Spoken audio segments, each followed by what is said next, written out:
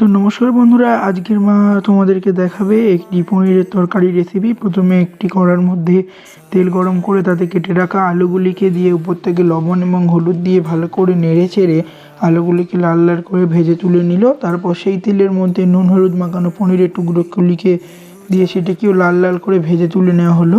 তারপর সেই তেলে গোটা তেজপাতা, গোটা গরম মশলা এবং গোটা জিরে দিয়ে নেড়ে চেড়ে আদা এবং কাঁচা লঙ্কা বাটা দিয়ে উপর থেকে লঙ্কা গুঁড়ো হলুদ গুঁড়ো ছড়িয়ে দিয়ে নেড়ে চেড়ে তার মধ্যে টমেটো কুচি দিয়ে লবণ দিয়ে টমেটো গলে আসা পর্যন্ত অপেক্ষা করতে হবে। তারপর উপর থেকে গরম মশলা ছড়িয়ে দিয়ে মশলাতে সামান্য পরিমাণ জল দিয়ে মশলাটি তৈরি করে তার মধ্যে ভেজে রাখা আলু দিয়ে নাড়াচাড়া করে তার মধ্যে ভেজে রাখা পনিরগুলিকে দিয়ে ভালো করে কষিয়ে নিয়ে তার মধ্যে জল দিয়ে ঢাকা দিয়ে দিতে হবে যাতে আলুটি ভালোভাবে সেদ্ধ হয়ে যায়। তারপরে ঝোল ফুটে গেলে তার মধ্যে অল্প চিনি ছড়িয়ে দিলেই তৈরি আজকের আমাদের রেসিপি পনিরের তরকারি।